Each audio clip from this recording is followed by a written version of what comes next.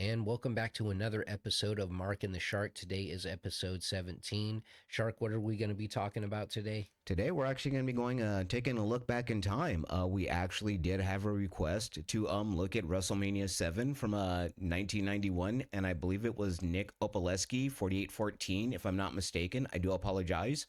Um, but yeah, I am ready to get this going as soon as you are. Yeah, and I believe this is the next pay per view after the Royal Rumble 1991 that we had just reviewed. So this is basically a continuation of some of those stories, and we'll see how everything evolved from them. If anyone has any requests, feel free to drop them down in the comments, and we'll see what we can do. So we started off WrestleMania, and it was a very patriotic WrestleMania. They were over the moon with patriotic sentiment in this one. Sergeant Slaughter being the champion, and guess who they had come out and sing "America the Beautiful" to start off the show? Oh yeah, Willie Nelson. But a little backstory first. I remember when all this had went down. It was kind of funny because hindsight, I really don't think the Slaughter Hill turn really kind of went the way they were expecting it to go. Warrior really wasn't the champion I believe Vince thought he was going to be. So it was really kind of an interesting time in the company. I remember when they first had the ads for WrestleMania 7, they were saying, oh, it was going to be at the LA Coliseum. And then it turns out it's basically in the venue across the street. Of course, they tried to give the excuse, terrorist threats and everything. But the reality of it was, I just think that, the fans were really not excited. There were some, not to say that there weren't some good matches on the card. There were some real surprises and everything, later to be in store. But it was, I think, I it was definitely, I think overall, it didn't live up to the hype, and it definitely showed. But it turned out to be, I think, a lot better WrestleMania than a lot of people had anticipated. I mean, that's definitely a fair point. So I was going into this WrestleMania as somebody who's never seen this WrestleMania. Um, and I didn't do any backtrack or reading. All I did was, looking at the storylines from Royal Rumble 91. Um, and when Willie Nelson came out here to sing America the Beautiful, I can't tell you, there was a part of me that was just very, very excited. I grew up from a different time when I did not have Gorilla Monsoon. So it was refreshing to actually get to see something different, I guess you could say, you know. Gorilla, the gorilla position. So I know, Yeah. about, how influential he was, but I never really got to see him. So this is, one of those times that I get to see him, and in WrestleMania, everyone's trying to do their best. And then one of my favorite people comes out. It's Hacksaw Jim Duggan. And I mean, I love Hacksaw. And another note about Gorilla. Unfortunately, unless you lived in the Northeast, you never really got to see a lot of Gorilla's best matches. That is actually a known fact in wrestling, believe it or not. The things the stories I've read, the podcast I have heard, it's just he was phenomenal in the ring, and I would have loved to have been able to travel back in time to actually seeing the man himself be able to, perform in the ring. But the Gorilla Monsoon I had known was always this babyface commentator. He was the one who always stood up for like the faces, the good guys, and always was like, against the bad guys. But like, let's get right into the action. Of course, the first match we've got, a pre DX Shawn Michaels back with Marty Jannetty back when they were the Rockers. Oh man, Sean and Marty, and they are facing Barbarian and Haku, who is brought down to the ring by Bobby Heenan. Um, Bobby Heenan, I as well as somebody that I've heard a lot about, but I've never really seen. Um, and we'll get on to why I like Bobby Heenan, the best manager out of all of the people that I've had to see tonight. We'll get to that later. He Um, was definitely a one of a kind. I mean, to me, there are those managers, and Bobby Heenan, just growing up as a fan watching him, again, another person I never got to see his wrestling career in the ring. but I got to see him more as a manager. And just the heel work, the way he would work, the way he would work the crowd, work the fans. I mean, it I honestly miss a lot of those days. I miss your Heenans. I miss your Gorilla Monsoons. There are things of the business of yesteryear that growing up and watching I do miss. The match itself, I probably have to say it was one of my favorite matches of the night. You know, to see traditional tag teams. It was really, I mean, again, it's amazing. I forgot how, you know, how Haku and the Barbarian could actually move. They were actually a pretty good team themselves. I remember that back then they were teaming as part of like the Heenan family. So you had this really solid match. You know, the well known rockers, Marty Jannetty, um, Shawn Michaels, of course. It would, like I said, I thought the match was pretty good. What did you think? I mean, you've got a really, really good tag team, the Rockers, and then also Barbarian and Haku with, it's just a really good contrast of styles. You got the high flying and then you've got the power. So I really liked it. I'm a really big fan of Haku, so that's, one of the reasons I enjoyed it. One thing that I did notice about Marty Jannetty and Shawn Michaels, especially since we've been watching all this 91 content, is that what's it called? Is that there's they don't celebrate in the ring after they win a match, they just slide out and then run to the back. So I noticed that um It, about those two. well, I mean, what was also, and the one thing, and I have to be honest, I think tag teams of today really need to. This is actually a good match to go back and look at to see how tag team work is done. I mean, as in terms of the Rockers, the work. I mean, Shawn Michaels and Marty Jannetty, just watching them, they always had this incredible timing. I mean, they worked their butts off, and especially the tag teams that they worked against at the time in the WWF, the then WWF, they really they really were one of those great babyface tag teams. They were, you know, and it's funny to think that, you know, sometime down the line, you know, Shawn Michaels become the Heartbreak Kid, and the rest became history. And then that brings us to our next matchup, the Texas Tornado versus Dino Bravo. And now we'll get into why I like Bobby Heenan so much on this is because I've again been having to see Jimmy Hart. We're gonna see Jimmy Hart a lot. And I don't I mean I like Jimmy Hart, but I don't like the megaphone in my face, and that's one thing I'm gonna have to get used to. The Texas Tornado, Kerry Von Erich, right? Yes. Okay. Yes, yes. So the famous Von Erich family from then World Class Championship in Dallas, Texas. Yeah. So I always heard how good Carey was, but I never really got to see him. And I'm just glad that I get to watch that. Dino Bravo, of course, everyone knows he's what was he, a power lifter? Um, He actually ran his own territory in Canada. oh, He that's right. was yeah, he was a well-known name in Montreal. He was a huge baby face up there. So really it was kind of disappointing for a lot of Canadian fans because, you know, I read, you know, hearing about Bravo himself and everything that he had done up there, and it was kind of like in some similarities, he was kind of like a Canadian Sheik out of Detroit. He really kind of made himself the center, you know, pushing himself but pushing others. He got the offer to go to WWF at the time, and you know they completely changed him. I guess they wound up, from everything I heard, he was a heel. I had always known Dino Bravo to be a heel. You know, I had never known him to be a babyface later in his career.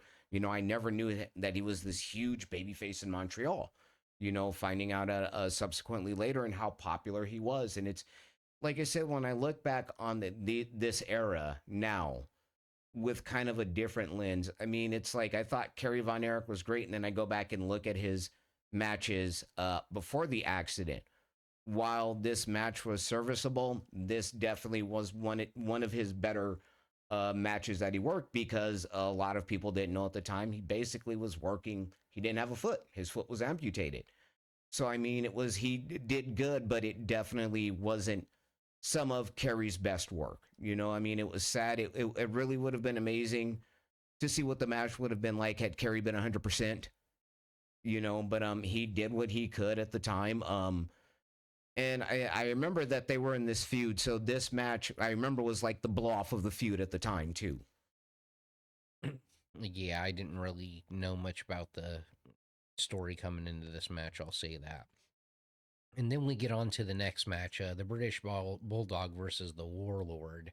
Um, the funny thing about the Warlord is he reminds me of a much simpler time when a heel just looked mean and screamed at you. And he definitely gave that promo firsthand. And, you know, just to see a match with the British Bulldog in it, I mean, I did grow up with the British Bulldog. So You know, just being able to see him now, back when he was younger than what I remember him being, is really cool. I liked it. It was a good match for me. The Warlord, he's a good worker. oh yeah, and the thing is, like, I mean, it was, again, I believe there were another feud, a serviceable match.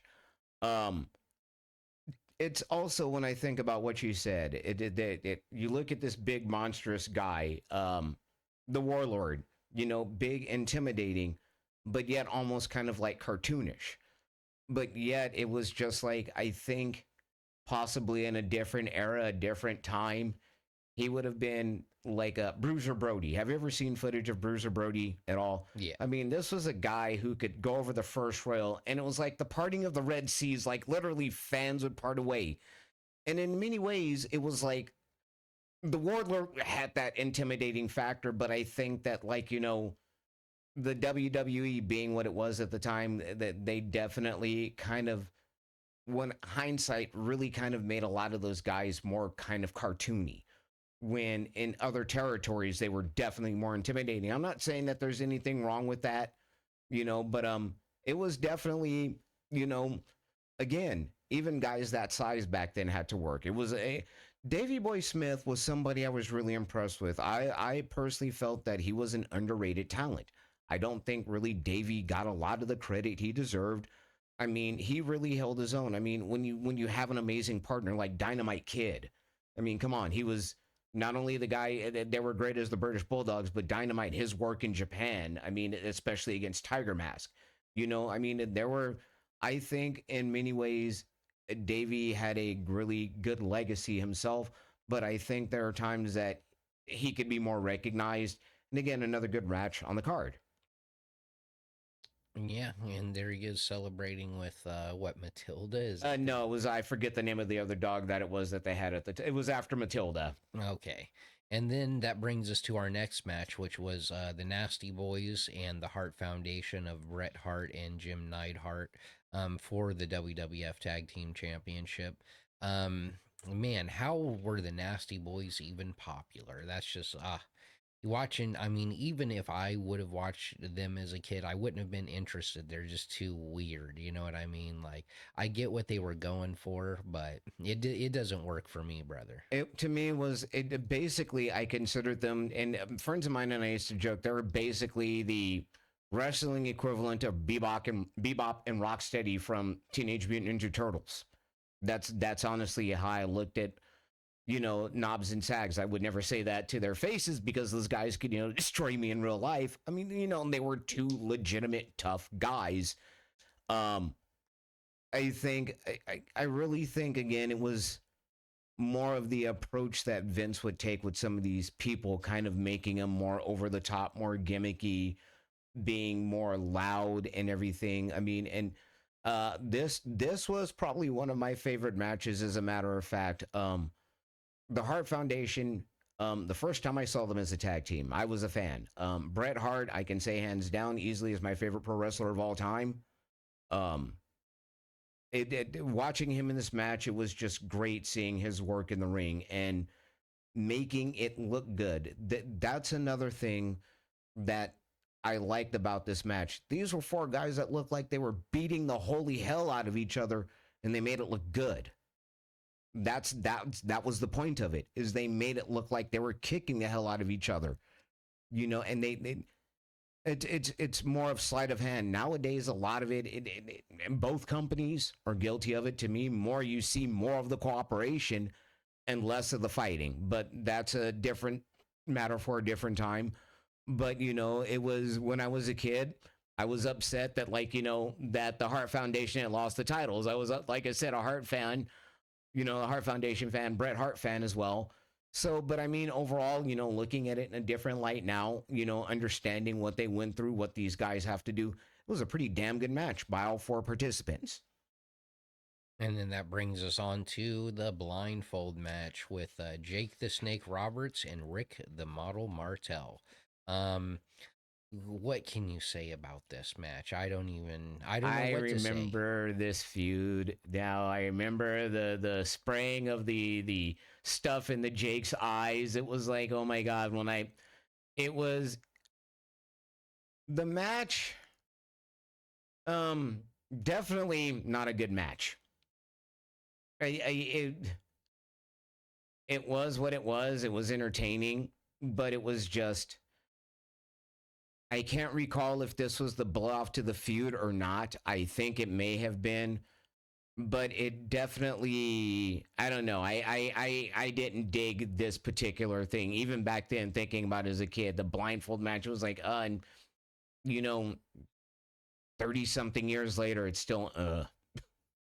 All right, and then that brings us on to the Undertaker versus Superfly Jimmy Snuka. By the way, the very first victim of the streak. And that's probably why this still picture right here is so popular. When you ever see entrances and montages of Undertaker, you always see this image or this walkthrough.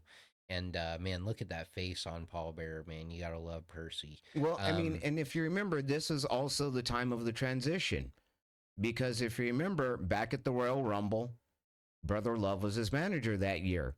It was between the Royal Rumble and this WrestleMania is when Paul Bearer was actually brought into the picture.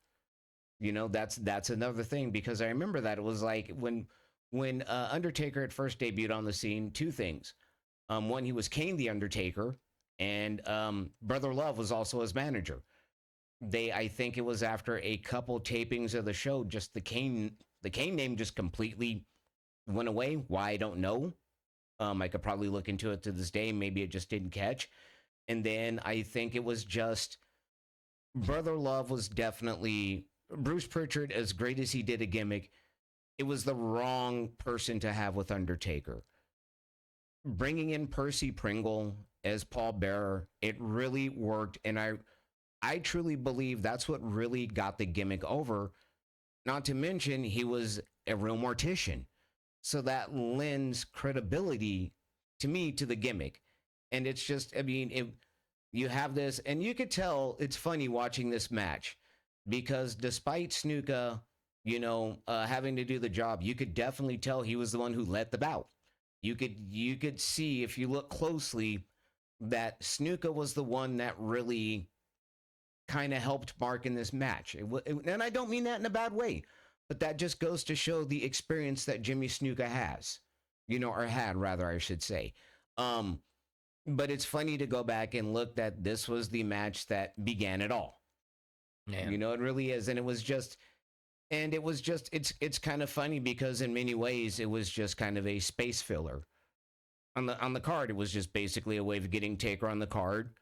And it was, and there really, I don't think there was really much behind it. If I remember, there may have been something, but it was just, if anything, it was basically to get Taker over, really, is what it was. So, regardless of whether it was Snuka being the first one to have to do the job, or whomever, I really think that, again, having somebody like Snuka, I really think really helped Taker at WrestleMania VII. I really do. I really think, having a veteran like that and be able to, because this is the seventh iteration of a big show, and I'm pretty sure you got some nerves regardless of wherever it's at, But I think it was a good match. And then that brings us on to our next match, which is the Ultimate Warrior versus the Macho King Randy Savage, out here with Sensational Sherry. Um, Man, what can you say about this match? What a spectacle it What I was. Well, one thing I can definitely say is you can tell Savage planned this match out. That is the one thing. Um, because of the length of the match, it's Warrior was known to get winded easy. So I think that's the reason why they kind of set the match up more of in Warrior's favor. Savage could go, I mean, he was known to do hour matches. So, Savage could do this standing on his head. I really thought this was a good match. I mean, and I really think that Savage pulled the best you could get out of an Ultimate Warrior. Let's be honest, Warrior was not a great worker. The guy wasn't. Yeah, when I was a kid, I was a fan, but I wasn't looking at work at that time, what he did in the ring. It was just, hey, this guy's cool. Now being older, it's just he was never good in the ring. He just wasn't. But I think Savage really managed to get a pretty decent match out of the guy. Then of course you have the whole, Queen Sherry situation. The end of the match,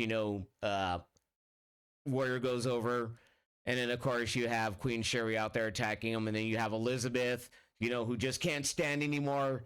She comes out there, reunites. They have the big happy ending. And again, like I said, it's funny looking back on it now, but back then it's really interesting because as a kid I was hooked. This was a really cool moment watching it even again all these years later. It still brings a smile to my face, even though I know it's booked, like everything is laid out. But just then, it was a really cool moment. I think this was like the happiest moment, one of the happiest moments to see. In many ways, I think people popped more for this than the main event. Well, I will say that during all this whole thing with Sherry and Elizabeth, when when Elizabeth and Macho finally got back together, they panned out to the crowd, and there's at least easily 20 people in that shot just crying their eyes out. Yeah, it was a very emotional moment. They were Vince invested. knew what he was doing, and that's the stuff I miss. Is you had people invested in the stuff, and there was that illusion. It was you have them think it's real. And I mean, it's definitely a different day and age in the business, but I think it was cool. Oh yeah, I'll never forget this segment. It was Regis Philbin. I'm surprised that what's his name let Regis Philbin live. It was yeah. Oh yeah, not very smart.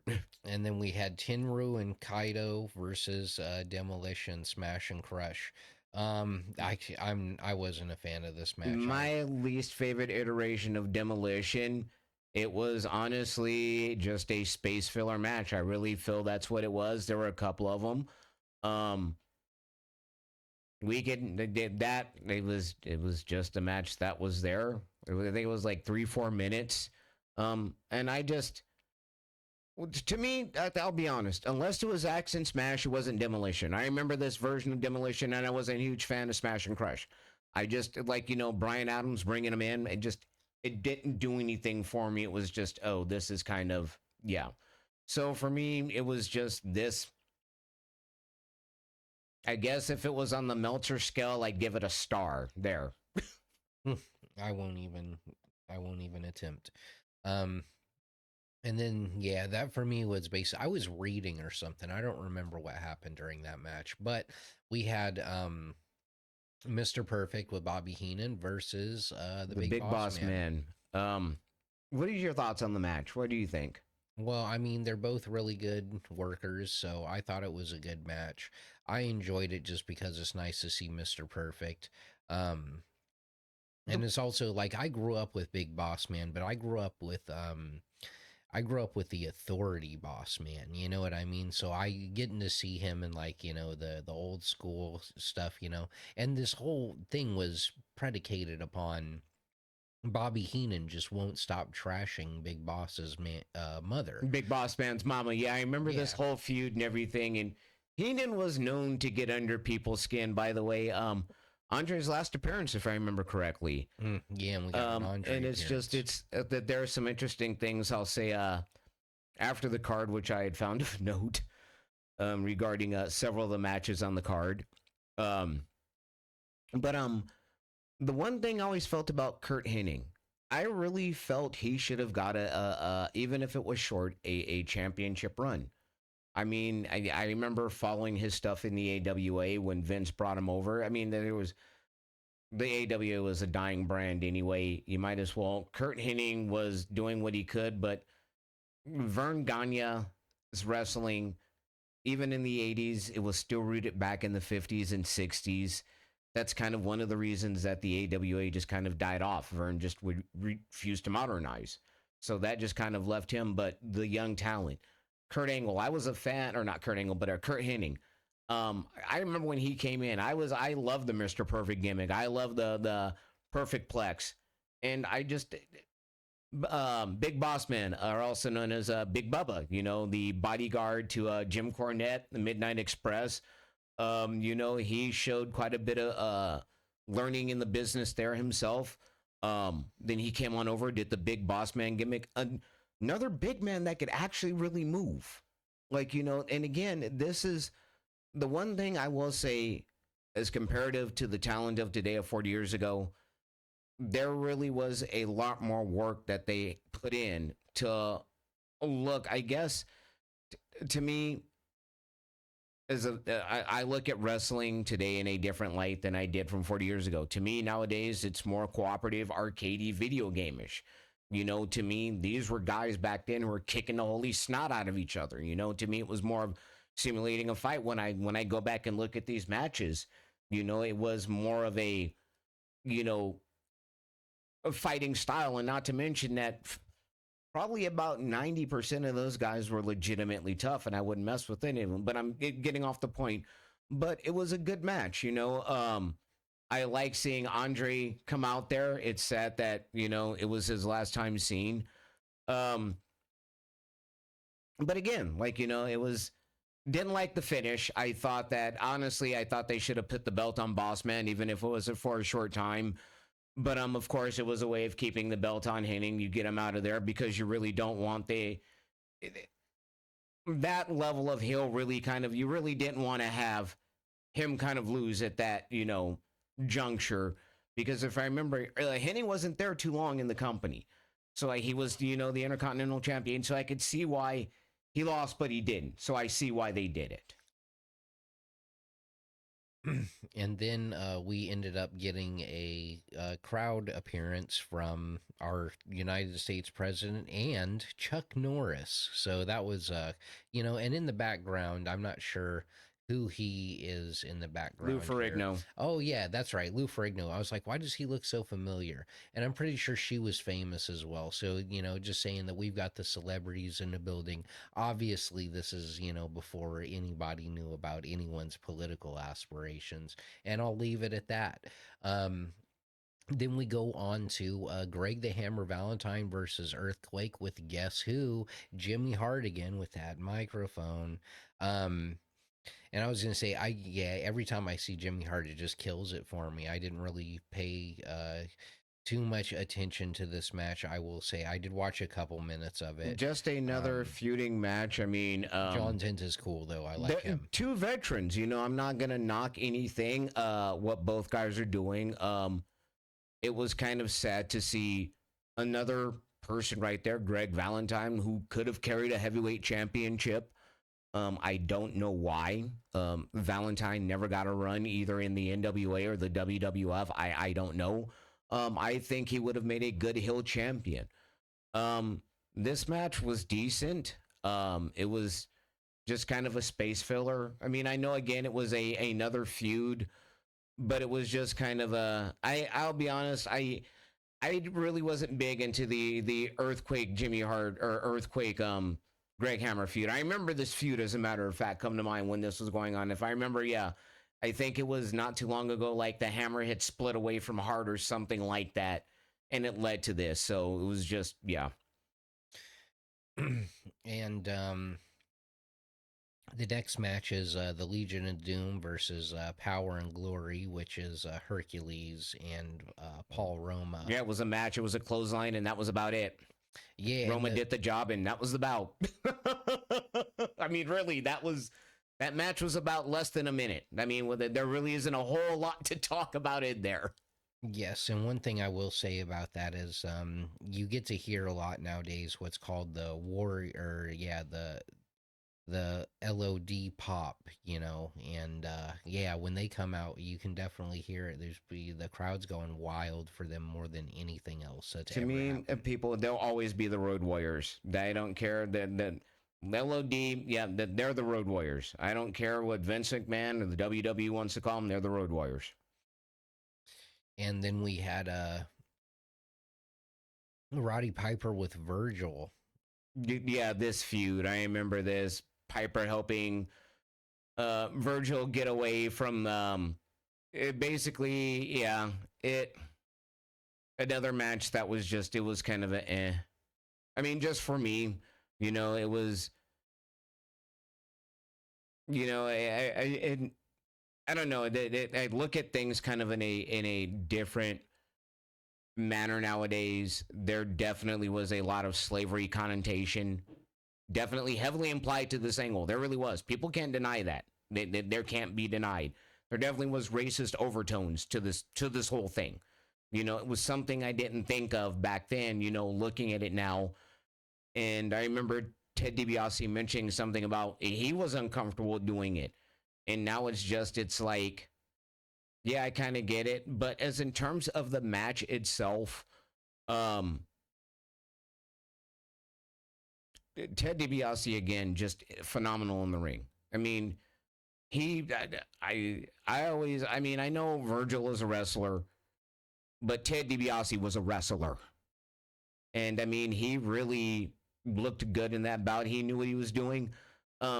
Virgil again, the whole Piper thing, it was what it was. Well, I will say that I kind of did like the story. The story of the match was good, and they played it out really well in the ring. At least for me, just because it was like Virgil is tired of having the man step on him.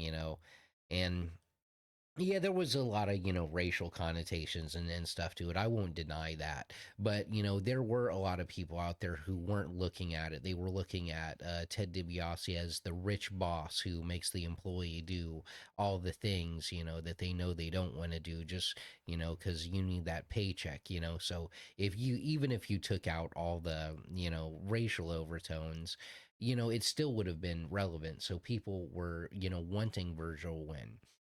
So when you have an arena like this, and it's not like Virgil, so they're all superstars, but it's not like Virgil is getting people up off of their feet, like that. But whenever he does an offensive move to Ted DiBiase, the people are cheering for him because they want to see, the story that he's telling. They want him to get out from under his boss, Yeah. So I liked it in that aspect. Um, I could have done without Roddy Piper, and I know that because where we live, that's a sin or whatever. But I've never been a big fan of Roddy Piper. Oh, I love Piper. I've always been a huge fan of his. He's in a class by himself. I mean, he really is. He was definitely different. I really think that I don't think you would have had a WrestleMania without Roddy Piper. I truly, truly believe that there was nobody else that really could have pulled that off at that time in wrestling. There really was no other heel that could have went to that national level and did what Piper have done. And there are many historians in wrestling that actually say that. Well, I won't argue with that one, but and that brings us on to our next one, which is the Mountie with guess who? Jimmy Hart again, and Tito Santana. Um, that actually did not last very long. No, another again a short bout. Honestly, I think it was just another space filler that kind of happened to be on the card. I don't recall. I don't know if there was a feud or not. There may have been, and it's Jimmy Hart, so I wouldn't be surprised. Jimmy Hart always had his hands in many different heels, many different feuds going on at that time. Same with Bobby Heenan. Like Heenan and Hart were like the two big heel managers in the WWF at the time that had like their separate stables. Sometimes you had talent going back and forth between the stables, but you really never saw Heenan and Hart work together like that. So as they were always just kind of like the separate heel managers, so to speak. But it was just again. I mean, I like Tito Santana. I like the Mountie, both legit tough guys. But it was just kind of like it was just another, like I said, for me, just another way of killing time. And then that brings us on to, the main event of the night, which is going to be Sergeant Slaughter and out there with General Adnan. And if he's going to be facing Mr. America, Hulk Hogan, this guy over here. What'd you think? Um, Even Sergeant Slaughter in his older days, that man was still as tough as they came in the ring. Um, Looking at it in hindsight, going back and watching this match again, he was a much better wrestler than I had realized and thought. I mean, at that age, at that time, I mean, it was. I mean, let's be honest. Hogan has never been the best in the ring. It was Hogan really got by more on charisma and everything else. I mean, I've seen a couple decent matches. I mean, he did manage to do what he can against Slaughter, but I really think Slaughter was the one who really carried the bout when looking at it. He really that leadership. I mean, yeah, again, he knew when to bump, he knew how to bump, he knew how to make Hogan look good. But then again, that's why they put all the monsters up against Hogan. They know how to make Hogan look good. Anybody with any real skill in the ring would have made the guy look bad. Mm-hmm. That's why Vince picked a lot of the guys that he did against Hogan. Hogan would have looked bad against the Flair, which he did. Yeah, he went over. But if you want to give a breakdown of who knew what to do in the ring, Flair 10 times out of 10. And I mean and I'm talking about in-ring ability is what I'm referring to. But as being a kid at the time, I was more into the charisma of what Hulk Hogan was selling. So I really didn't pay attention to Slaughter's in-ring ability. But going back, looking at it at the age that he was, and again, even Hogan did good. Bladed himself, getting busted open there. Getting a little bit of the blood going. To definitely get the crowd into it. Of course, the big leg drop, the 1, 2, 3. He wins champion. So everybody goes home happy. Oh, yeah. Yep. Well, except for the Sergeant Slaughter fans, which I guess there wasn't many of because the crowd was going wild.